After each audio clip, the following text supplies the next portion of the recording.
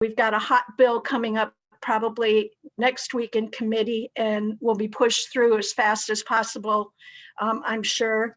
I'm on environmental protection, which is unfortunately very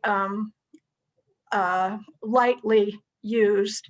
I'm on ethics, economic growth, Ways and Means. Ways and Means is the committee that gets any bill that increases taxes or tax credits. It's involved with revenue.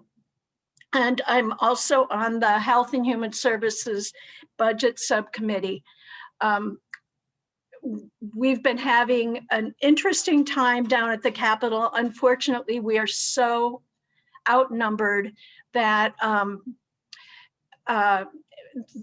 the majority party can push through any legislation that they want. And our attempts to amend have been very limited, but we'll talk about the bills as we move into the conversation. And again, thank you for being here. Thank you, Representative Kurt. Next, State Senator Jim Lakem. Really quick, before Jim Lakem comes, I just wanted to make sure everybody was aware that we do have ASL interpreters. So I just want to make sure people are aware of that, and they set their screen to make sure that they can see the interpreter if that's what's needed. And I know that we also have the text in there as well, but I want everybody aware of that.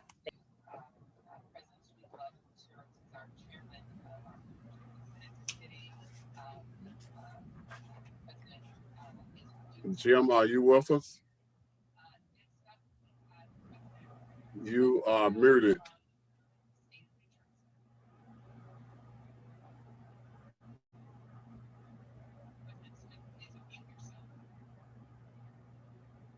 Let's go to Representative Phyllis Thede. Yes, hi, good morning, everyone. I'm so glad a lot of you are on this Zoom call today. That's awesome.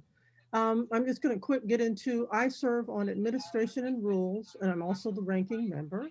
I serve on appropriations. I serve on local government.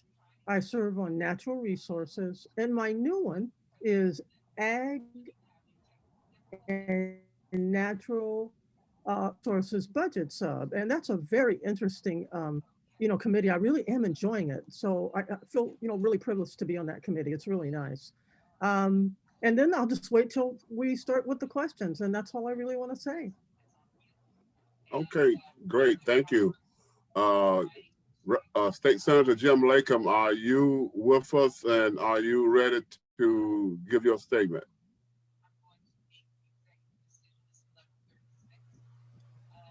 Jim is coming back in, I see, and so we'll go ahead and go to Representative Winkler. Thank you. Good morning. I'm State Representative Cindy Winkler. I represent House District 90. That starts at Mound Street and the river, and I follow the river across Davenport into Buffalo, all the way to the end of the county.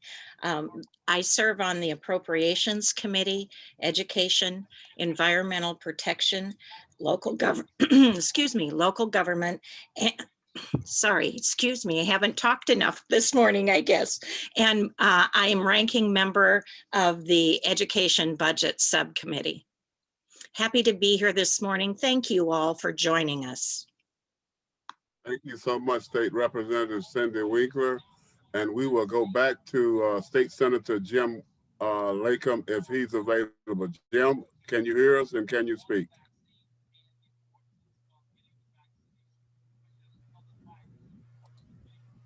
Jim, if you are talking, you need to unmute.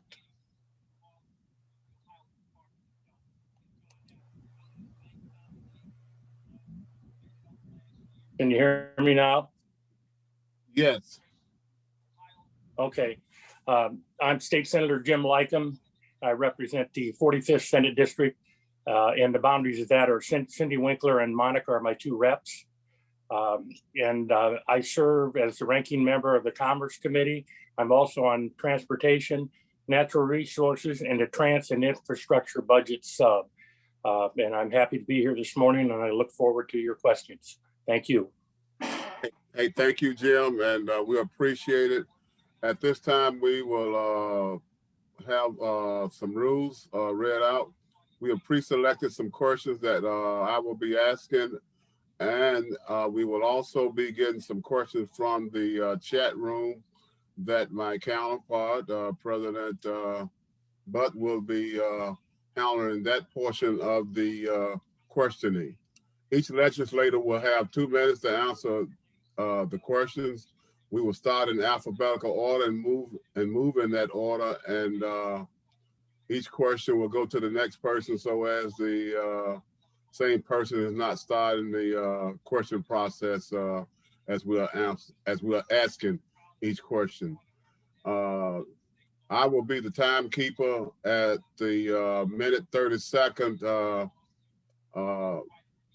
limit. You will hear this bell, and at the 2-minute limit, you will hear 2 bells. So that's what we have for you. And if there are any questions or any concerns, I'll take them at this time. Okay, the first question.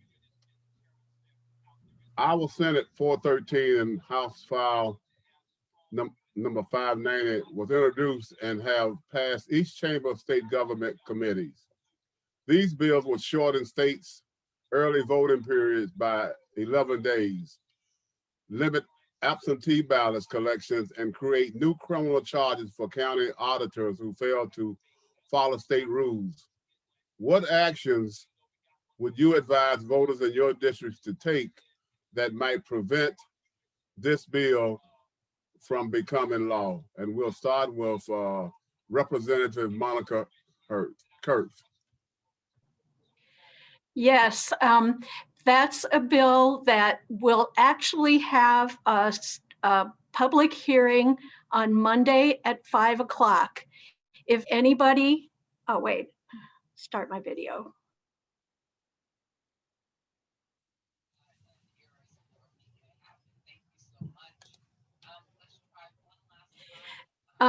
We'll have a public hearing Monday at 5 o'clock. If anyone is able to come down to the Capitol to attend that public hearing and spend 2 minutes making a statement, it would be wonderful. But I know that we are a fairly long distance away. It's just a bad bill. We just went through an election that brought in record numbers of people. We had an election that had no issues, no problems. And now, once again, the majority party is bringing in a bad bill to try to suppress the vote. You can write to Republican representatives and tell them strongly that you disapprove of it. I think, Michael, you talked well about what it does, but what part of what it does is it limits the number of days that the that absentee ballots can be voted on. It also limits the number of boxes that ballots can be delivered to. It has several pieces that punish auditors who have worked so hard in the last election cycles. It is just an extremely bad bill. We've seen this kind of thing come in for the last several sessions. Obviously, somebody wants to cut down on the number of votes that are coming in. They suggest that the reason they're doing it is to shorten the election season, and we know that that is ridiculous. I can't say enough about how bad it is. Unfortunately, it's sponsored by one of our local Republican senators, Robbie Smith, and he's written voter suppression bills each of the last several years. So bad bill, public hearing, 5 o'clock on Monday. write to your legislators, let them know, or write to legislators who are in the majority party and let them know that it's bad and that you don't agree with it. Thank you very much. And I can tell you, I apologize for not starting the clock on that particular question. So, hey, please forgive me, and we'll try to abide by the rules as we move forward. The next question, we'll ask State Senator Jim Lackham to add his views on that particular question. Jim?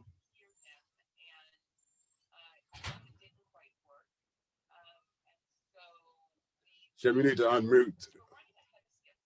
It's okay. You hear me now? Yes. Okay.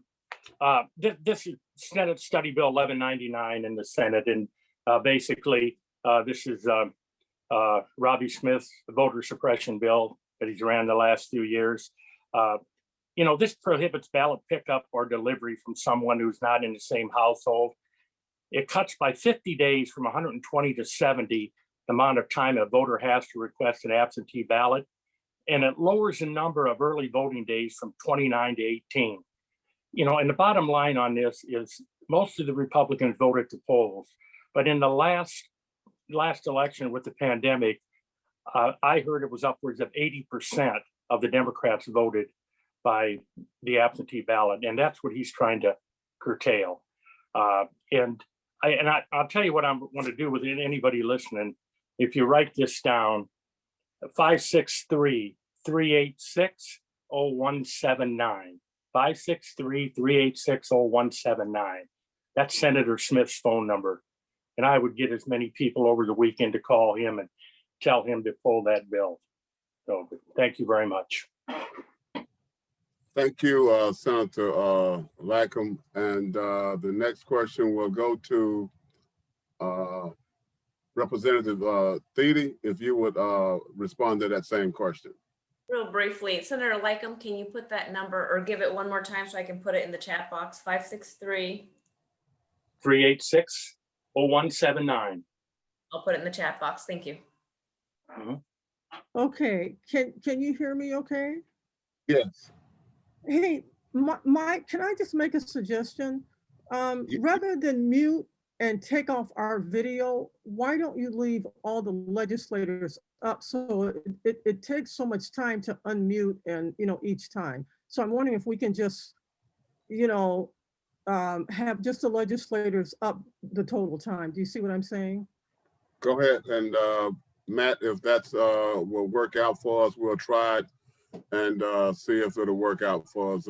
Yeah, I will do that. Okay, thank you very much. Okay, so Jim and Monica and Jim have both already stated what was going to happen.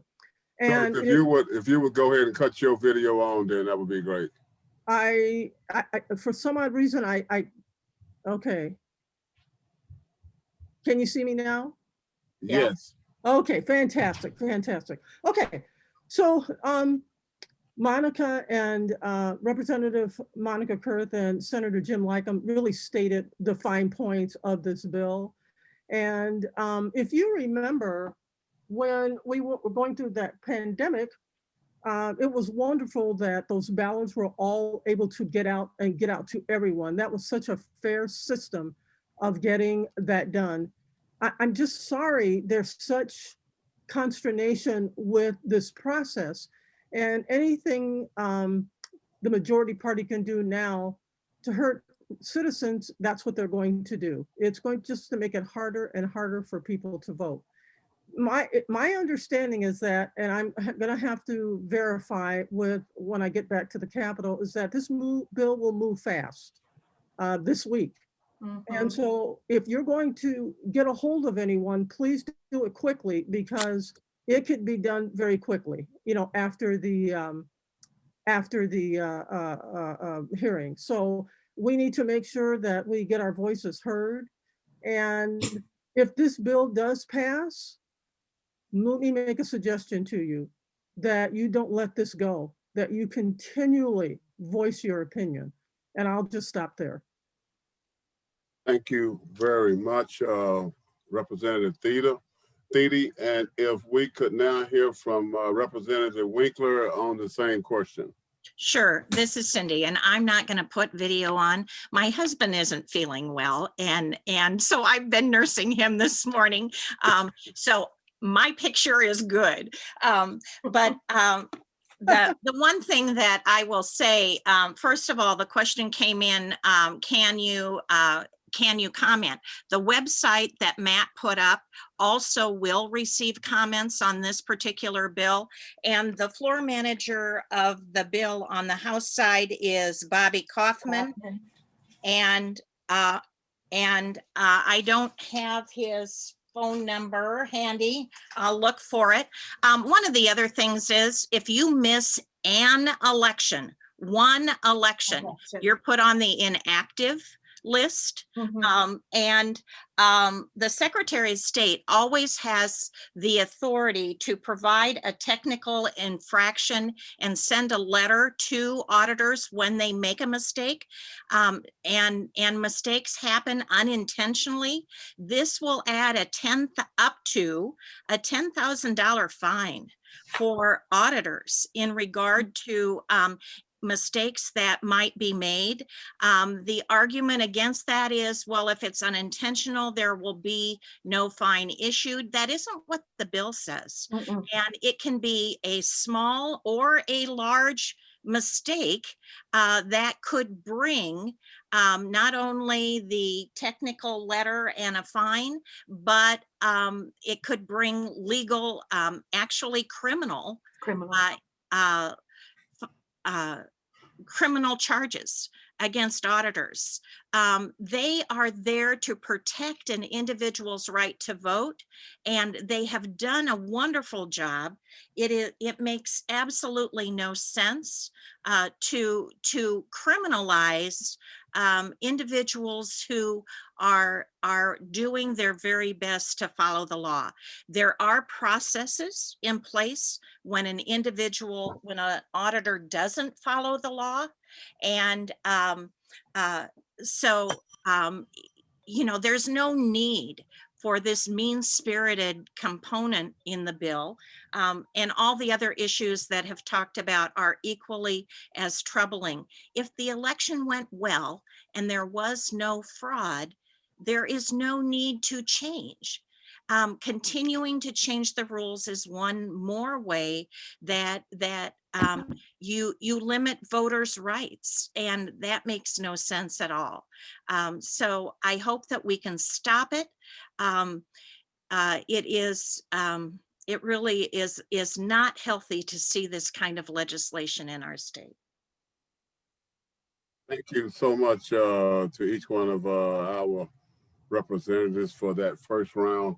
The next question that I have, and we'll go to State Senator Jim Lakem for this particular question.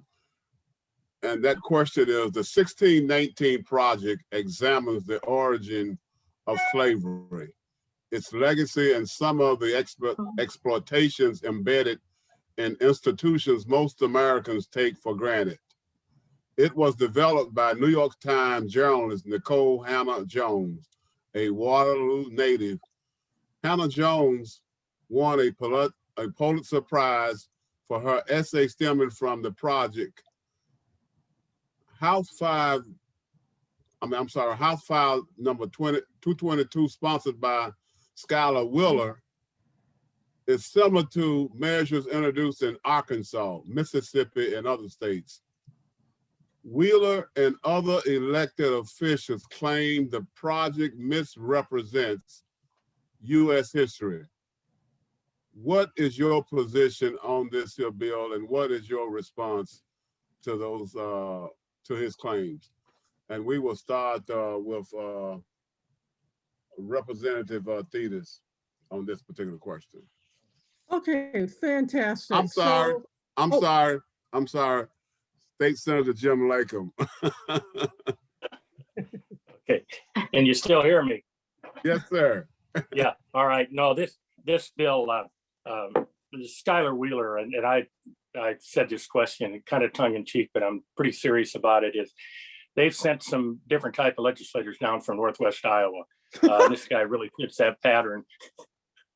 So, yeah, this is this House file. You know, when I read what he put up, and you know, my first thought was I just considered the source, but this is another, and we're seeing this bill after bill after bill because they have the trifecta, and there's so much extreme legislation coming through the House and the Senate, and the governor is probably going to sign all of it, and it gets frustrating, but we got to keep fighting, and at the most opportune times, we just have to make them pay the price for bringing these bills up and just run the clock out.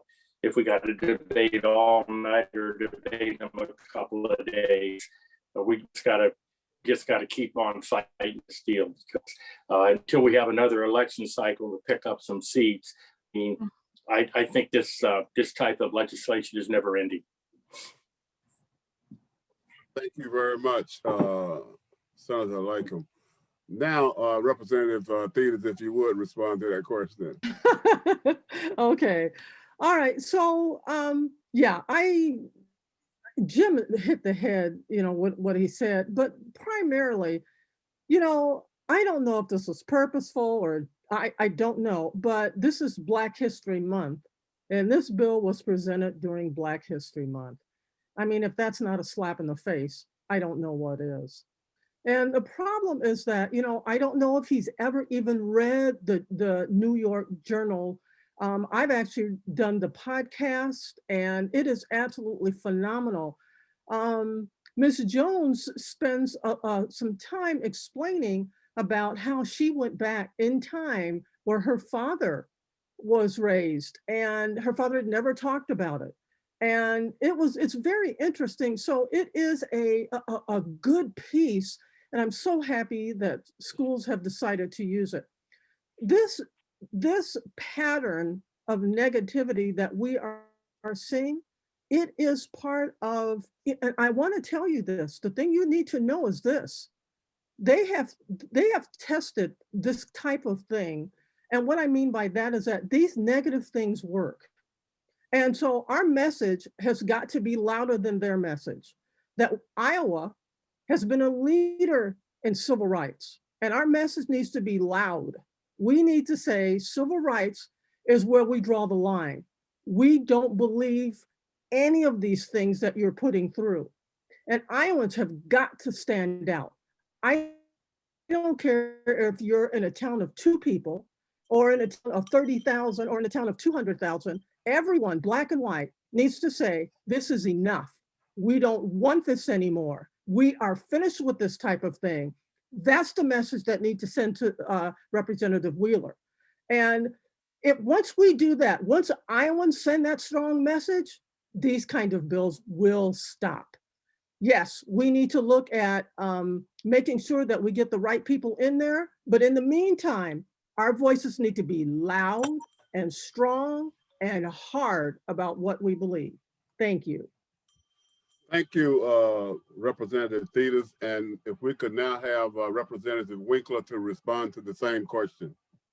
Sure. And I'm not sure what I could add to the conversation.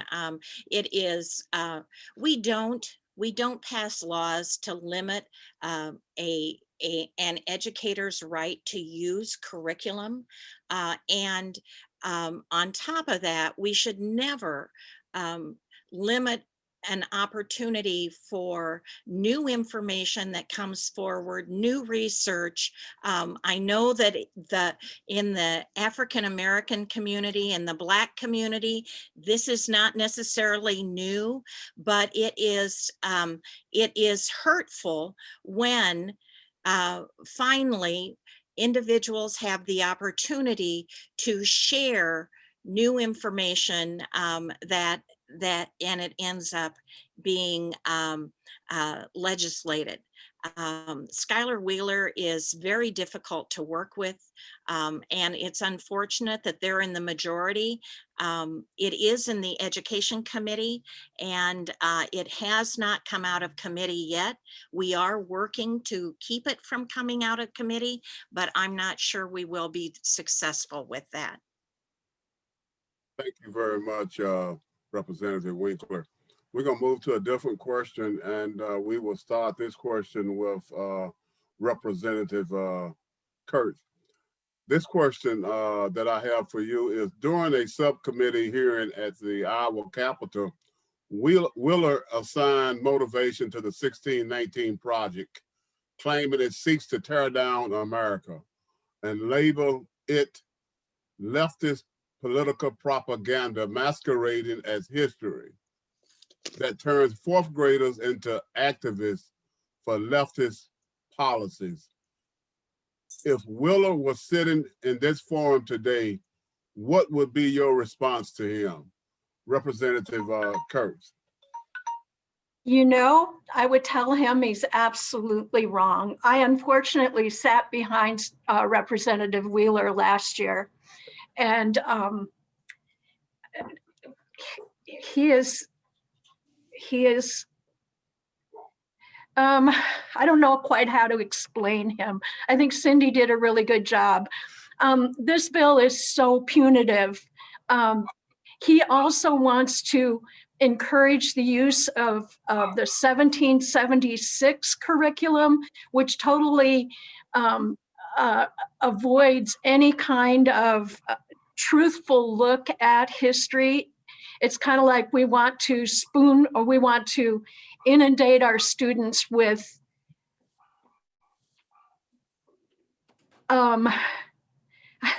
I don't know how to say it. We just want our students to know one story and one story only, and we don't give them the credit to be able to discuss and come up with new ideas. It's brainwashing in the highest degree, and this is what we're seeing in a lot of these bills.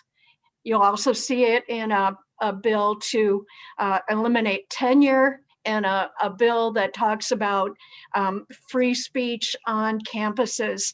They're punitive. They don't belong in the legislature. Very much. Senator Lycum, if you could respond to that same question, please.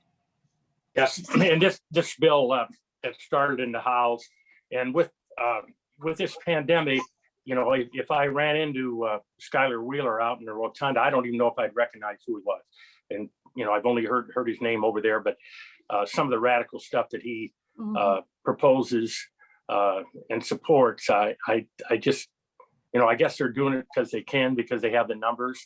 But I will say something, you know, that I'd like to tell him that my father told me, and he's been gone since 1976. When I first went in business, he said, "Jim, I wish you a lot of success." But he said, "Watch who you're stepping on when you climb that ladder. You might meet them on the way back down." So thank you. Thank you, Senator Lycum. Representative Theaters, if you could respond as well to that same question. You bet, you bet. I think I would actually love to sit down and talk with him. And I wouldn't argue about what he thought. I would tell him that here's the deal. History is history.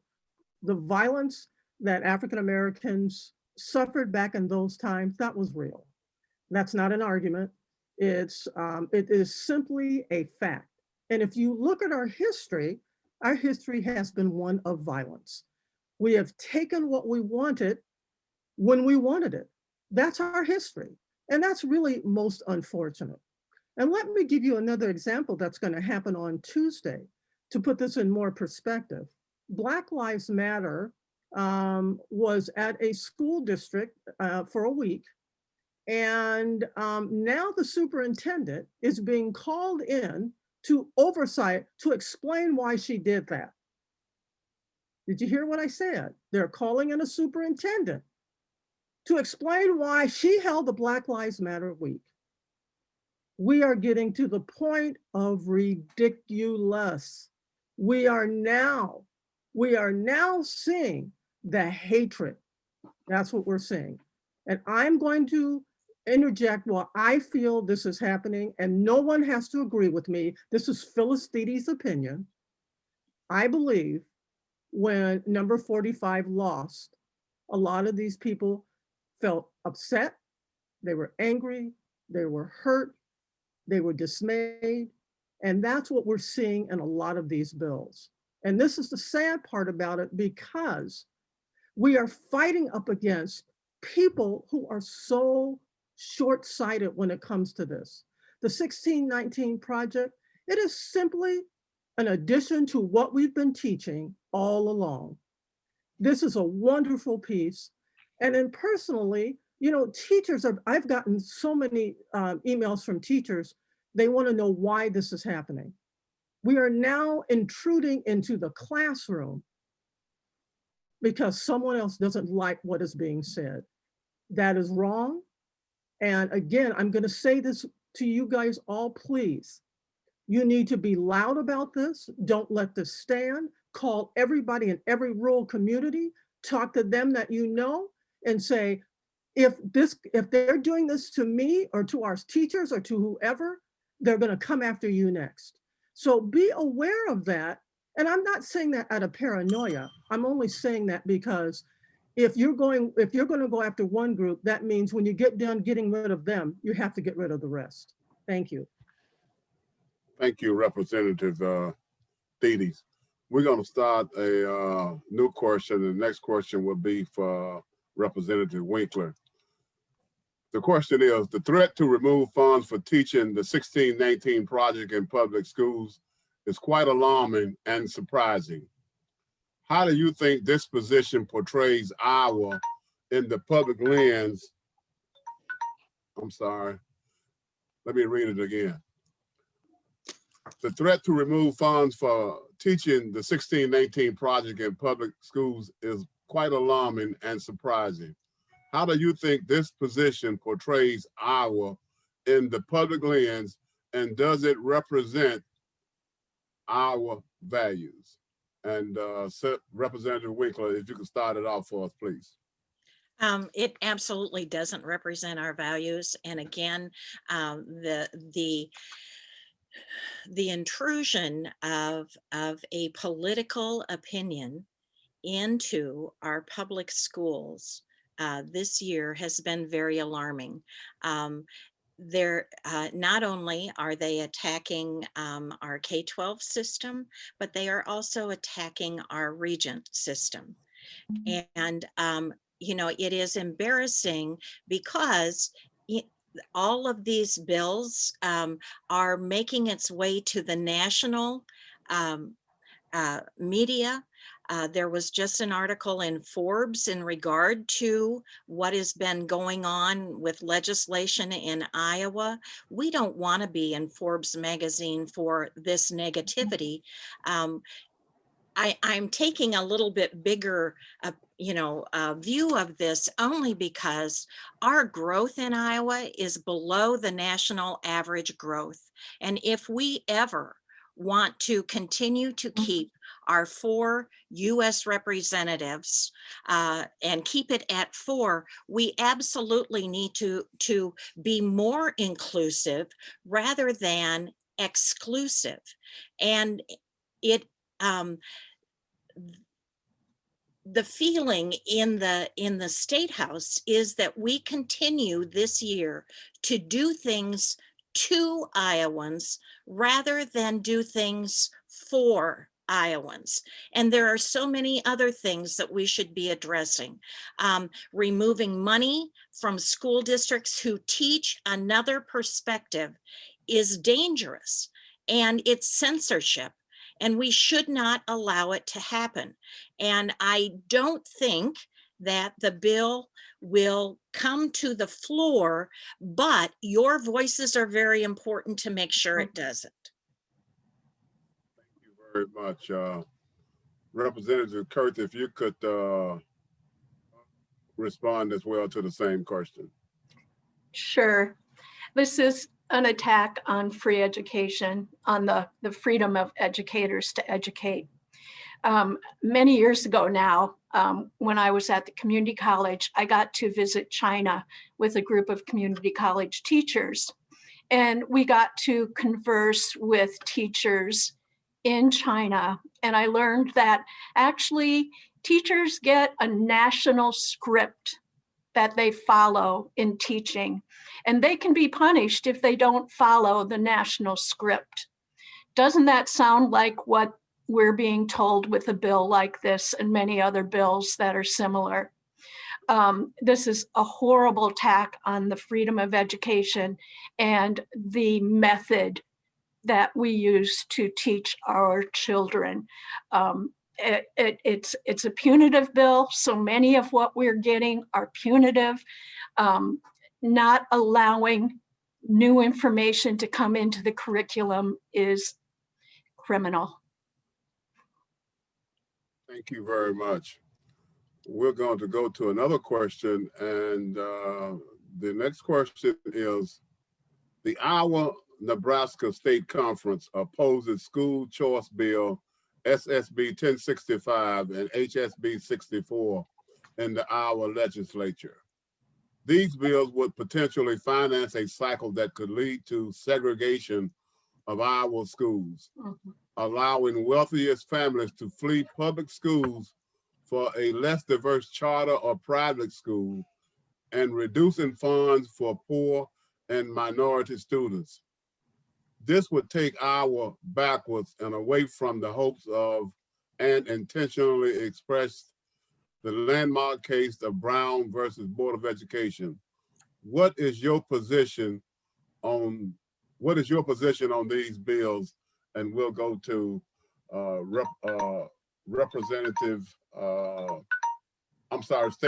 State Senator Jim Lycum.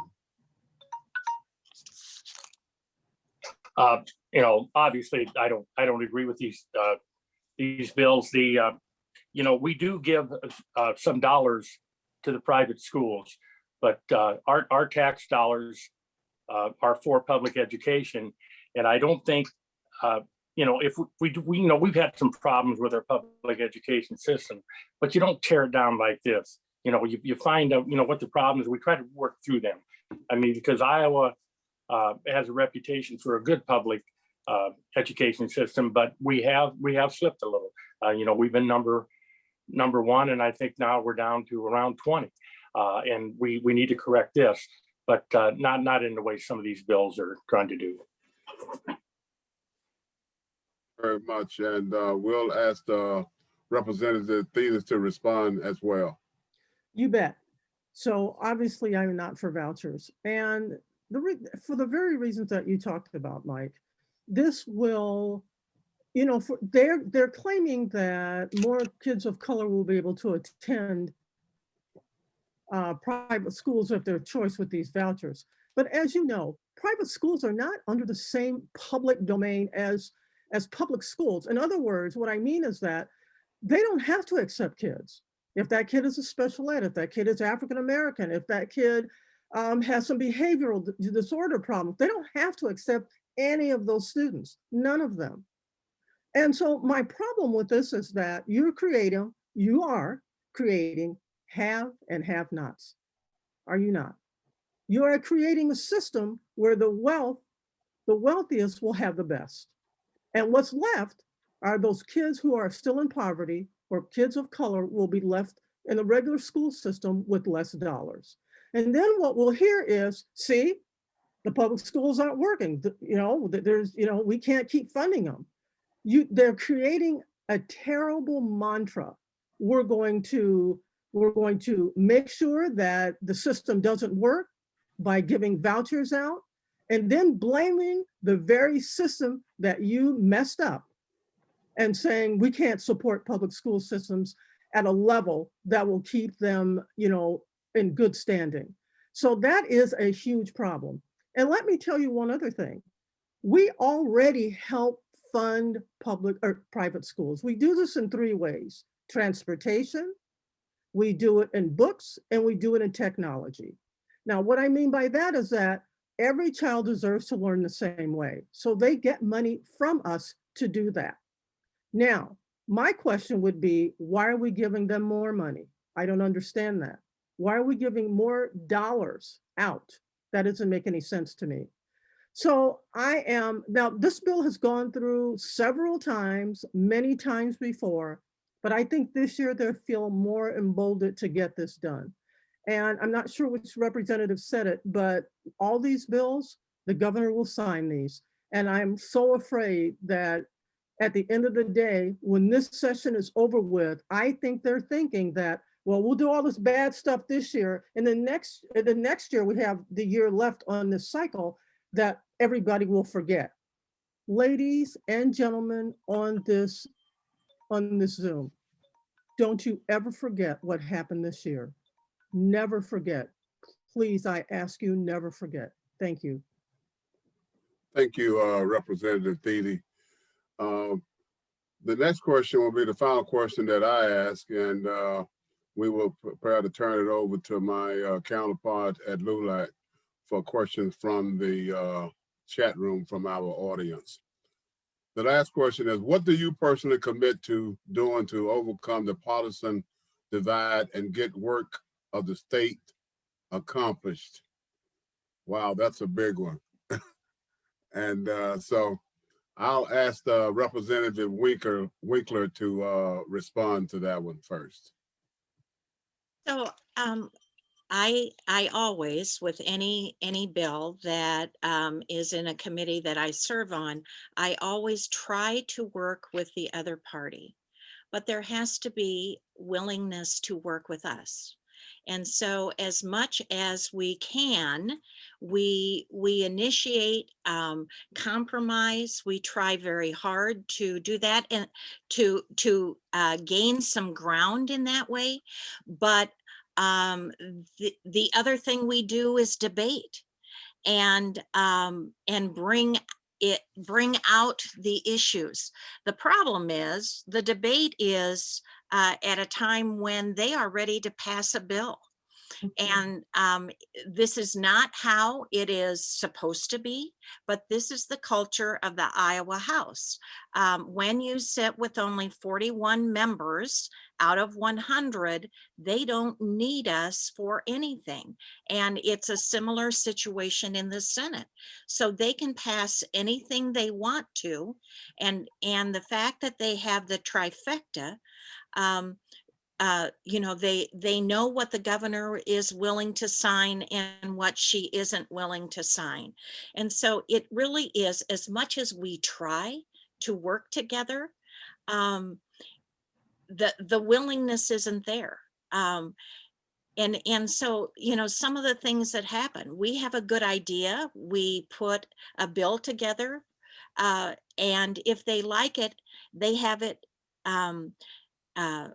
introduced in their name and they pass it without ever looking at the contributions that we have. So there's just so many ways that they can let us out of the process, to block us out of the process. If a bill doesn't have a Republican on it, in many cases, it doesn't even get a subcommittee meeting. And again, it's not that we are not trying. It is the fact that they have the final decision on what they do, what bills come up, what bills don't come up, and whether or not they take our ideas. Thank you very much, Representative Winkler. And I will ask Representative Kurt to respond to the same question. Representative Winkler did a wonderful job answering that question. And I'd just like to talk about a specific bill that's coming up in the Labor Committee that would take away the first week of unemployment. And I'm talking about it because it's a good example of what could have happened. This particular bill was brought up 2 years for the last 2 years, and extensive work at the subcommittee level and at the committee level kept that bill from moving on. Once a bill gets to the floor, like Representative Winkler said, the intention is to pass it, and that's what they will do. Unfortunately, the makeup of the majority party on the Labor Committee is different this year. So we may not be able to stop this particular bill, and it is awful. It's a really bad, another punitive bill. So we try as much as we can in the subcommittee, in the committee, and sometimes it prevents a bill being brought up to the House floor. But it's very frustrating being 41 to 59 and knowing that the majority party is going to pass, and frequently pass as quickly as they possibly can, really bad bills. Just say thank you, Representative Kurth, and to the rest of the legislators. Thank you for answering the questions that I have presented here this morning. And thank you for the challenging job that you do in such a partisan atmosphere in Des Moines. And we just wish you well in your work as we move forward in this legislative term here. So thank you very much.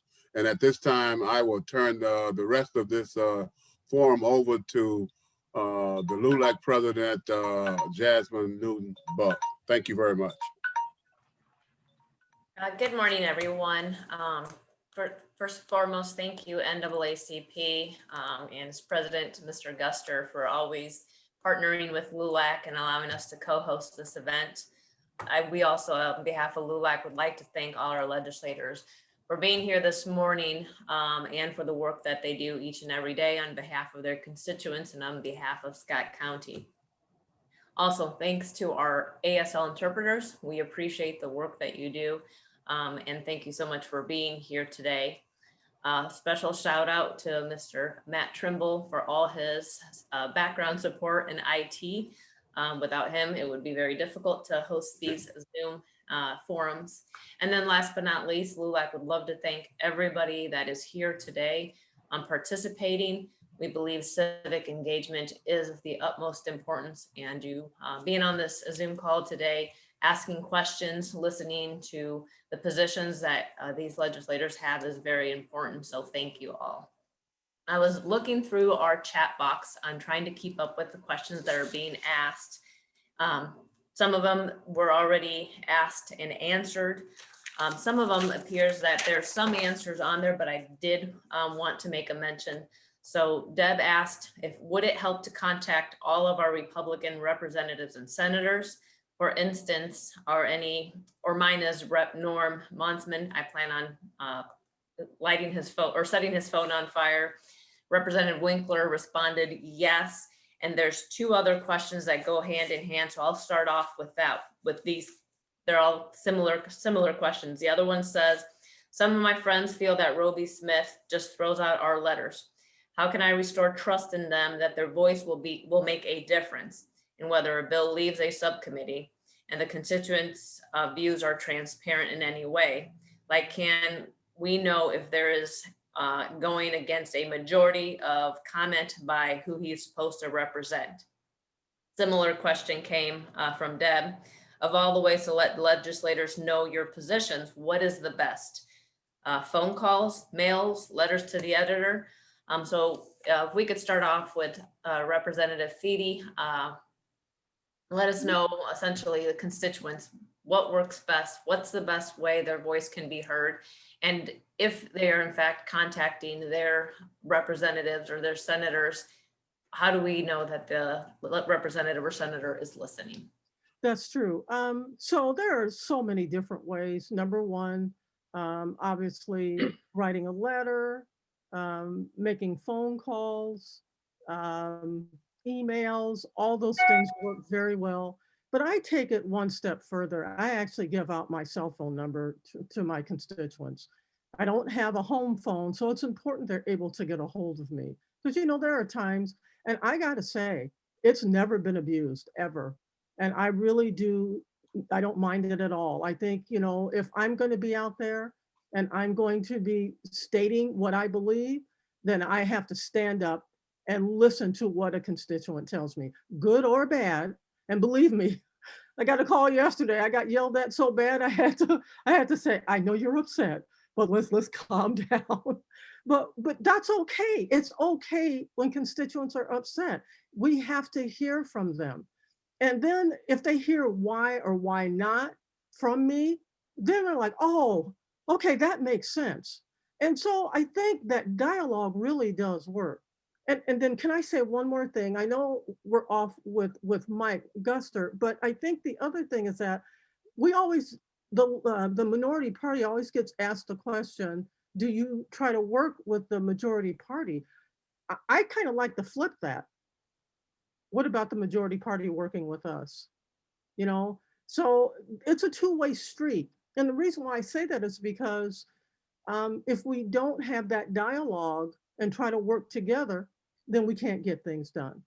And so I think the best thing you can do, I've asked many groups to continue to reach out to everybody, reach out, keep reaching out, keep reaching out, keep reaching out until you are exhausted. You just got to keep it up. If you stop it, then they think that nobody is going, they'll say, oh, nobody got a hold of me. So make sure you just keep up whatever you do, you know, and then, hey, as a matter of fact, write down every time you call, every time you write, and every time you email, make sure you put the date beside it. And then that way you have chronicled the number of times that you have tried to reach out. And please do that. I think that works. And it keeps you from being so frustrated. And that's it. Thank you, Representative Thiede. Now can we hear from Representative Winkler? Thank you. One of the things that we had in the past, and they was a phone at our desk, and there was a direct line, but they've taken the phones away. So we don't have. There is not a way unless you have the phone number of the representative or the senator. Well, and the Senate might still have the phones because we operate under separate rules. But unless you have the phone number of a representative, it's hard to get a hold of them by phone. But I did put in the chat the email address. I would think that that is potentially the best way to communicate. I see, why did they take the phones away? Because they said it was too expensive to have. They changed providers, and they said it was too expensive to have them at our desks. And so it is, I would say, again, email is the best way.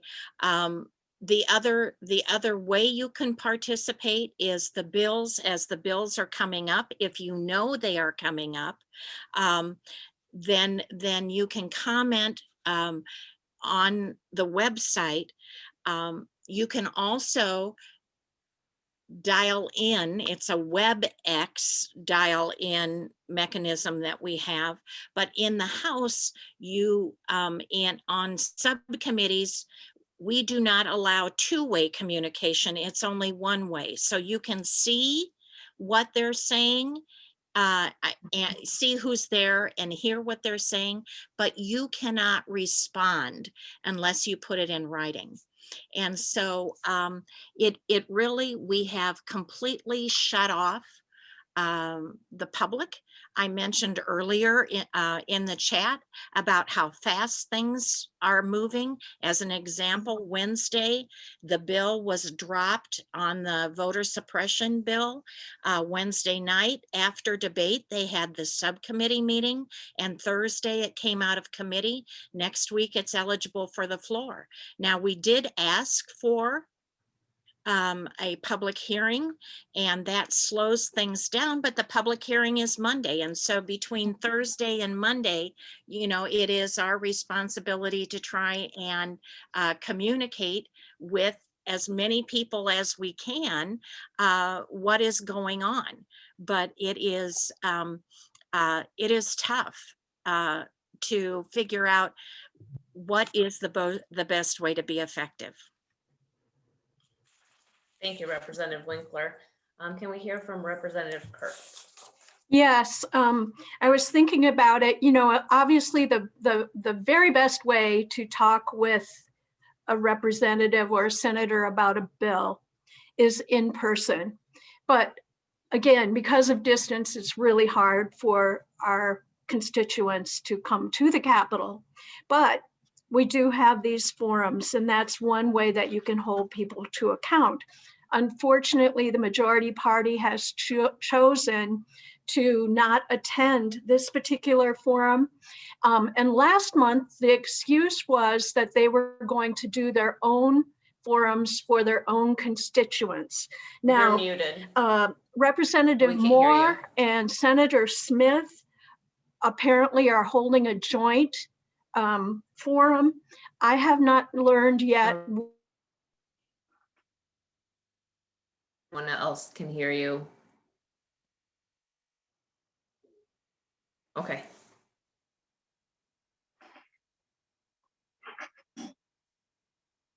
Okay, looks like others can hear you. I can't hear her.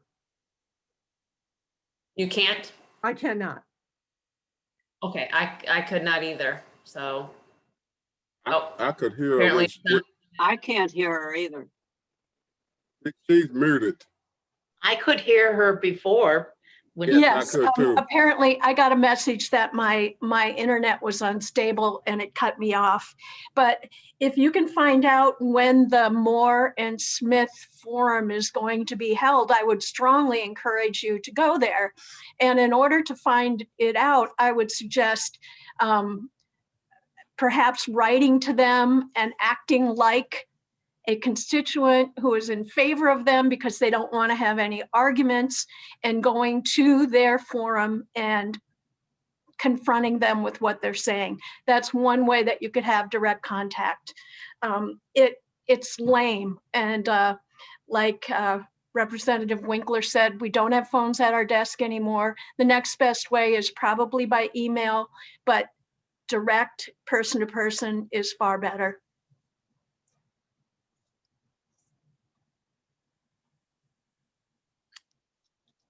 Okay, and then lastly, thank you, Representative Kurth. Lastly, Senator Lycum, are you? Yes, can you hear me? Yes. Okay. Yeah, I have my phone number. It's in the phone book.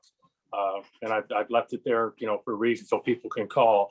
And on the emails, that's probably the best way. But yesterday, mainly because of this voter suppression bill, I received over 200 emails. And I would urge people to put your name and address down, because first of all, I'm going to respond to the 64,000 people that I represent. Some of them, if there's no name, I don't know what part of the state they're calling from or anything. So that's helpful. And if you're emailing too, put it in your own words. Sometimes you might get 100 emails and they're like politics.1 or something. They're all the same email. And I think it's more effective if you personalize it, your own email and your questions. And I try to answer as many as I can if they're asking for an answer. But this, obviously I agree with Monica. Without this pandemic, people were actually coming to Des Moines, or we had live forums. I really miss those live forums where the people could talk to you. But, we have to deal the best we can with these conditions right now. So thank you. Thank you, Senator. Moving on to the next question. Earlier in this forum, question in the chat box by Kay Pence is, how is the majority party justifying cutting unemployment benefits during a pandemic, specifically Senate Bill 1172 and House Bill 203? We will start with Representative Kurth. Did you say me? I'm sorry, could you repeat the question again? Because I was answering a chat question. Absolutely. How is the majority party justifying cutting unemployment benefits during a pandemic, specifically referring to Senate Bill 1172 and House Bill 203? There is no justification, and they cannot bring it up. The only thing that they can say is that they're doing it because they want to do it. And again, it punishes working Iowans. What this bill does, it does two things particularly. It takes away the first week of unemployment. It's called a waiting period. We know during the pandemic how important unemployment has become to people.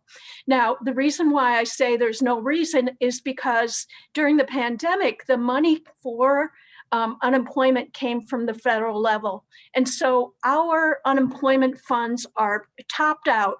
We have plenty of unemployment funds. We're not in trouble. The other thing that the bill does is cuts the number of dependents that can be listed on the unemployment check. So the checks that people get will be lower. This is nothing more than somehow a bill that's punishing working people who happen to be unemployed. Bad bill. Thank you. Thank you, Representative Kurth. Next, Representative Winkler. Monica did a good job with that. She is more familiar because it's in the labor committee, and I wasn't aware of it until Monica mentioned it. So I appreciate her expertise, and we'll certainly follow up with the bill now. Senator Lakeham.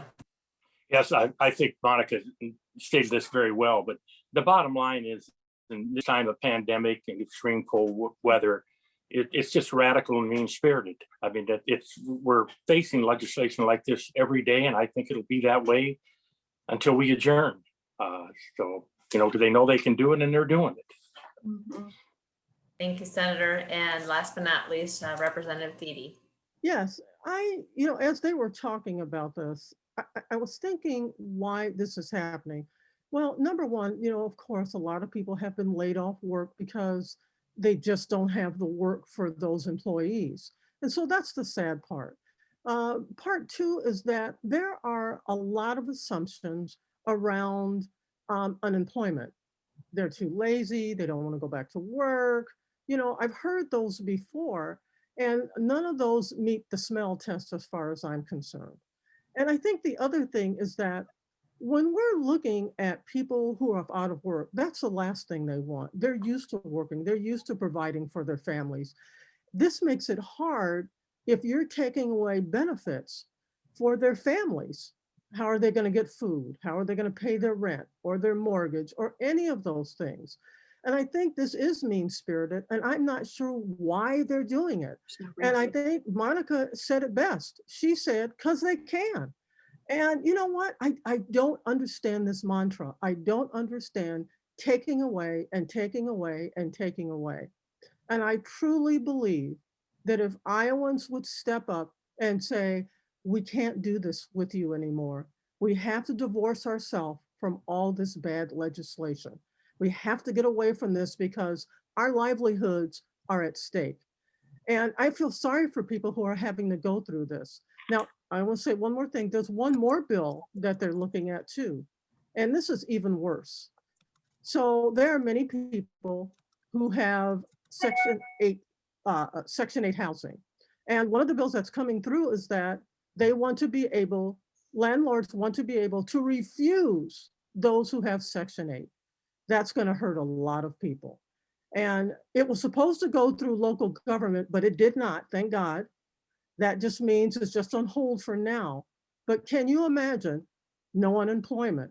And if you're in a Section 8 housing, now you have to leave the place where you're at, or at least at the end of your contract. So we're just, I wish we have done some good things. I don't want to leave this thing today thinking that we haven't. We have, but they've been small. These bigger things that are happening now, they really are hurting the very fabric of the Iowa citizen. And I don't know if they realize that. Oh, I don't know if they even care, but we can't keep hurting Iowa citizens. That's not a good look. It won't wear well at the end. Thank you, Representative Thiede. Question that came up from one of the comments made by Representative Kurth, and this question is by John DeTay. During the Scott County Board of Supervisors election, candidate/incumbent Ken Beck commented that urban issues, in quotations, are not the jurisdiction of the county board. He referenced home rule as his rationale. Can our state representatives please comment on what he meant? Is he correct? We'll go ahead and start with Representative Winkler. Thank you. No, he's not correct. In fact, Davenport, being considered an urban community, pays probably 70% of the budget that the county has. The property taxes go to our county government. We access services from the county as well, the treasurer's office, the auditor's office, the recorder's office, and thinking that I know he's also made a comment that he's only concerned with unincorporated areas in Scott County because local governments have control over the other areas. But that also is not true because of the courts and the court system, and then the services that all county residents access. And so it just doesn't make any sense at all. And as he mentions home rule, anything that the legislature doesn't like that a community might be doing, the legislature then takes that home rule away. It just is an unbelievable situation that we have. We'll use home rule as an excuse until we use something else as an excuse to not allow elected officials to do their jobs. Thank you, Representative. Senator Lycum, your thoughts?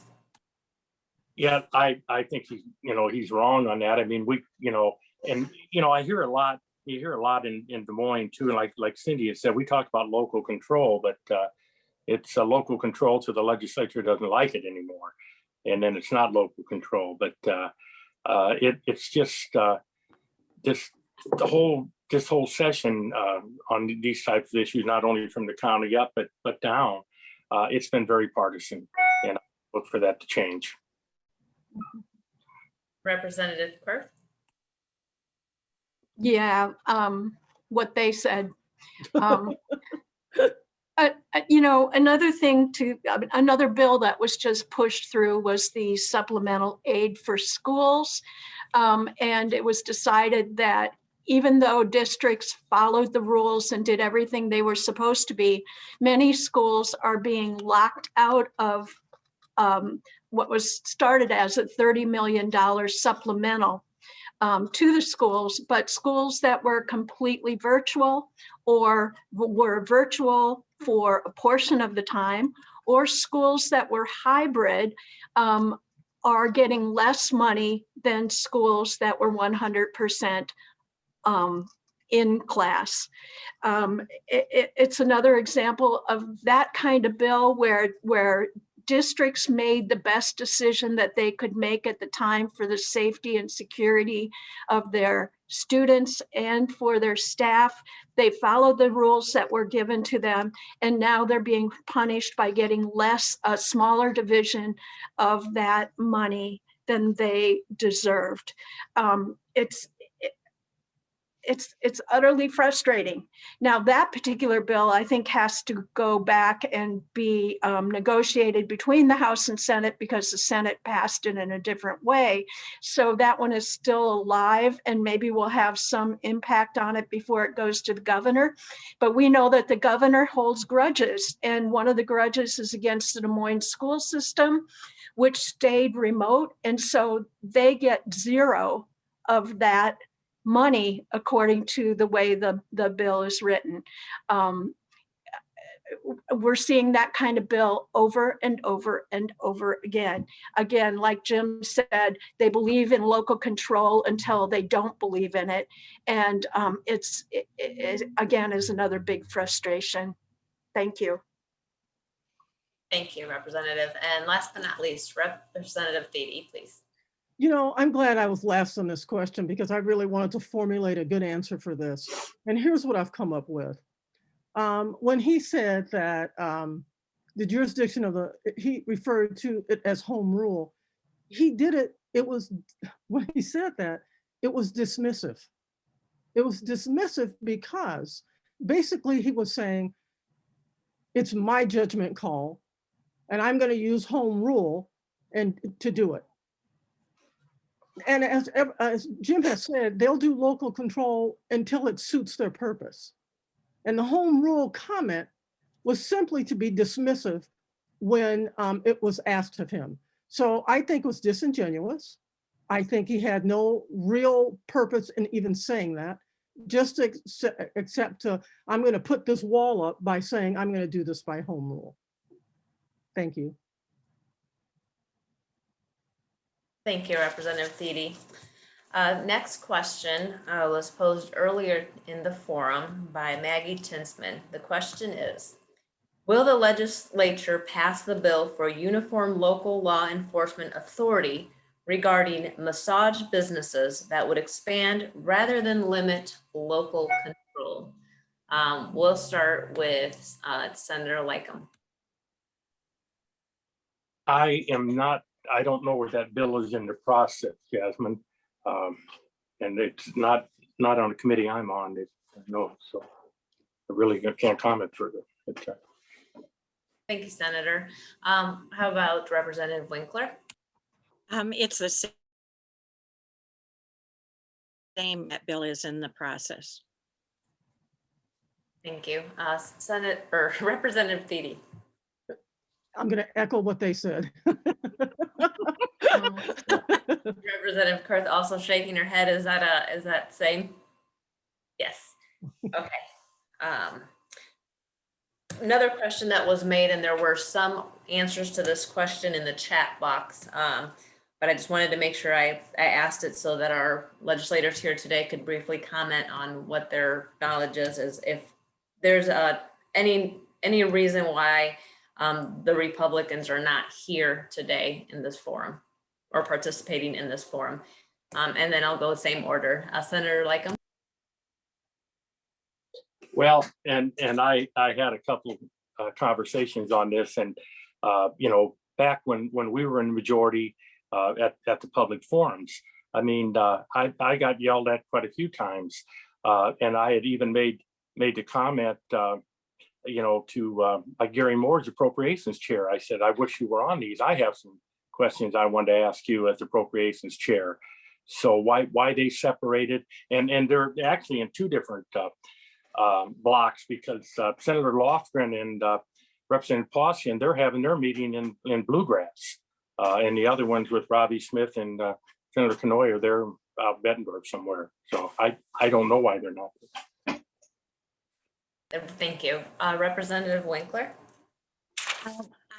They are using the excuse that they are meeting with their constituents and they don't need to be on the forum. They already know what people think, and so the downside of that is that we learn as much in the forum as you do in regard to what might or might not be on the agenda when some of the questions are asked. We also learn from other senators or representatives of the other party. In many cases, we're not included in the conversations that they have. So it's an education for us as much as it is an opportunity for the public to learn. Thank you, Representative Winkler. And I really appreciate that attitude that by saying that you learn just as much tells me that you're not just coming to answer questions. All of you are listening, which is very, very important, because I think that's what we need out of our representatives, is that they listen to their constituents.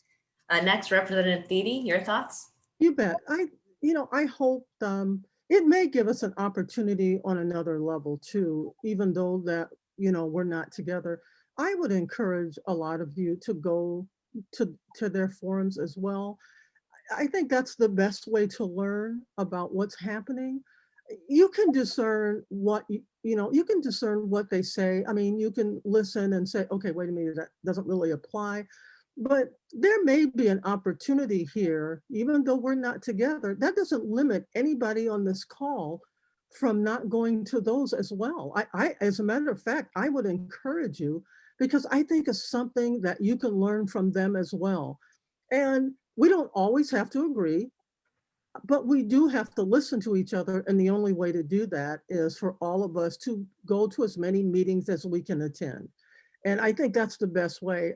I understand why they don't come. They feel like they've gotten beat up. And on some level, they really have. I'm going to be honest with you, they have. But I've gotten beat up too. And I'm okay with it. I guess I'm used to it. We got to get thick skin, right? If we don't toughen up, then why are we in our seat, right? And so I think the best thing to do, let's get out there, let's go to as many meetings as we can. And I think that's the best way for us to make sure that we hear all sides. Thank you, Representative Thede. You bring up a very good point. Last but not least, Representative Kurth, anything you would like to add? Well, just to be very blunt, that you wonderful people who are here today are too threatening. And you have been unkind to them, and their feelings are hurt. And so they're not coming to speak to us. It's unfortunate because, as was mentioned, we all learn when we get together, and certainly we don't have enough conversations down at the Capitol where we can learn what the Senate's doing and the Senate can learn what we're doing and what other people's concerns are. It's a 50-year tradition that has been let go, and that's unfortunate. Thank you, Representative Kirk. Looking at time, I see we have approximately 11 minutes left. So I would like to end the forum by allowing each of our representatives and our senator give any closing remarks, any last thoughts, anything that they would like to leave the people here as a final thought. So we'll start off with Representative Kirk. Okay. I'm trying to think of some positive thoughts to leave you with. One thing I noticed, and I noticed it when I came onto the online to sign in today, is that the Ambrose Women for Social Justice is having a conference that's going to be on 2 days, and maybe Allison Ambrose can let us know more about that because it sounds really interesting. We continue to try to get as much information as we can. We really are working for you. We'll continue to advocate against bad bills. We'll try to let you know when good things happen. And I thank you for having this forum. It's wonderful to see the people that I'm not necessarily in immediate contact with. And you also have done a wonderful job of making this work by Zoom in a way that we're not used to having it. But thank you for being here, and please come to the next one. Thank you, Representative Kirk. Next, Representative Winkler. Thank you.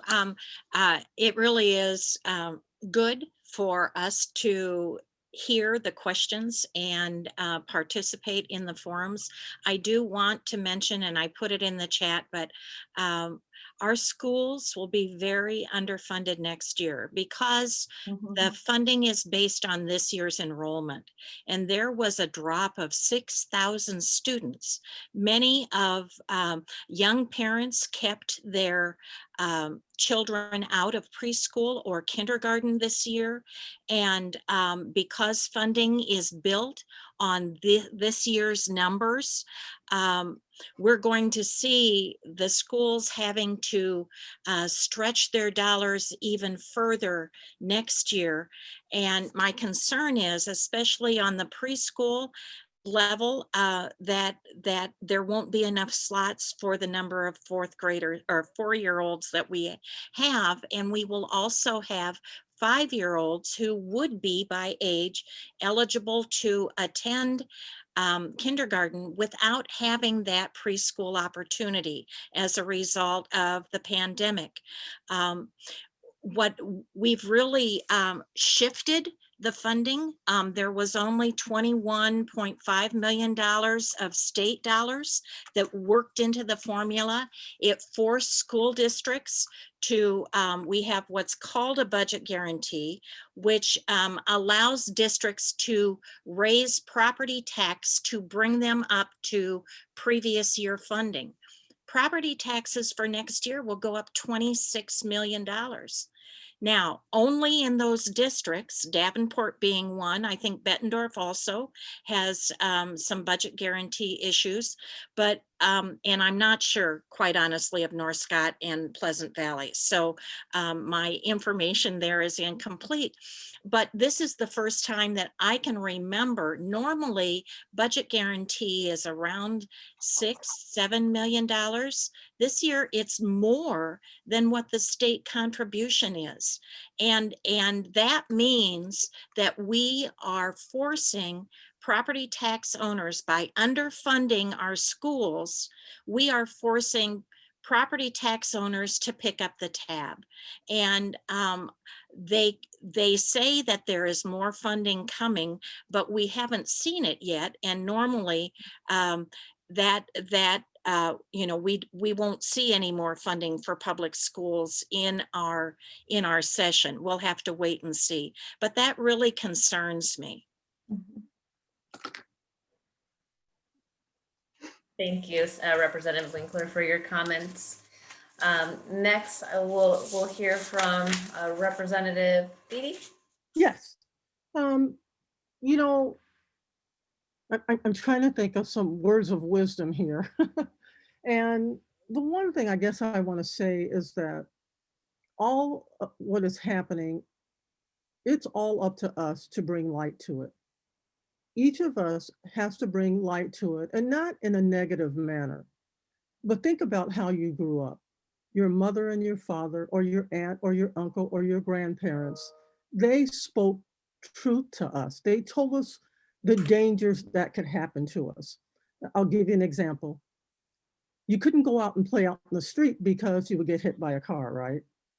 Or you can't walk with a stranger because you don't know who that stranger is. Those are truths that we grew up with. We need to continue to be truthful to you. We need to have constituents bring truth to the system that we work in. And how that truth works is this. You question what we put through. You ask why it is necessary. And then you voice your opinion. And you do that in several ways that we talked about: writing, calling, whatever you need to do.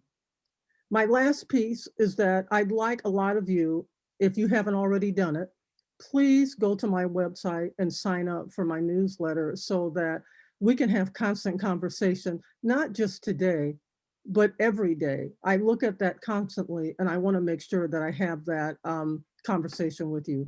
But our truth belongs to all of us. Let's make sure we keep the truth up front. Thank you. Thank you, Representative Beatty. And then last, but certainly not least, Senator. Yes, you know, like it's been talked about throughout this forum about how partisan it is. And I remember, it's been years ago now, we were in the minority. I was a ranking member on transportation, and I had filed a bill, and the chairman had said, Jim, I want you to hold up on that bill because I want to co-sponsor it with you. And I said, well, I'll do it one better. I said, I'll just pull the bill. You file the bill, and I'll co-sponsor with you. You're in the majority party, and my ego's not that big. But, you know, I miss those type of days where you could work back and forth. It wasn't anywhere near as partisan as what we have to do now. And I think, you know, I still keep trying. I mean, with this my 5th year in the Senate, to try to work across those party lines, but it's just a little more of a struggle. But I won't tell my constituents I won't give up. So thank you.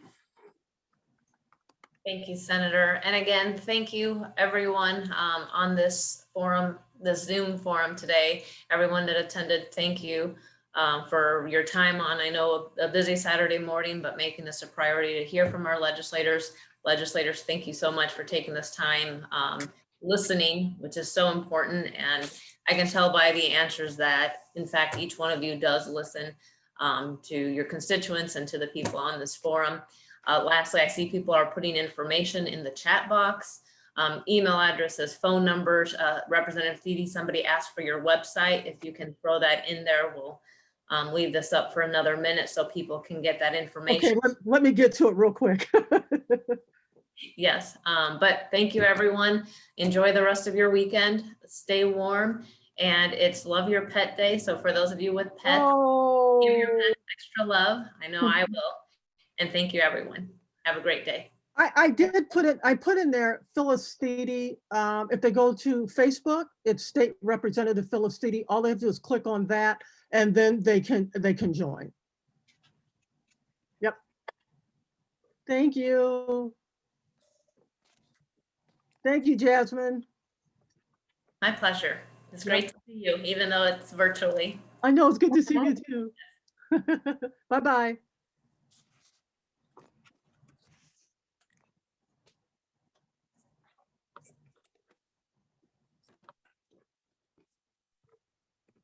Thank you, Jasmine and Mike, for a great job. You know it, Queen Bee. You. You're welcome. Can't wait till COVID's done and we can hang out. Oh, I tell you, I miss it. Yes, Yep, it's, I miss people. well, this is another one in the shooter. So, hey, thanks. Appreciate the work, all the hard work, Jasmine. Hey, another one bites the dust. I appreciate you, Hollywood. Always. We got jokes this morning. Hey, y'all make a good team. I'm proud of you. I told Mike I can sit back and relax now. If the Jeffersons say we moving on up, y'all. Moving on up. All right, everyone. I got a soccer game to get to. Have a great Saturday. Mhm. All right, Jasmine, take care. Bye. Hey, Matt, you got a moment?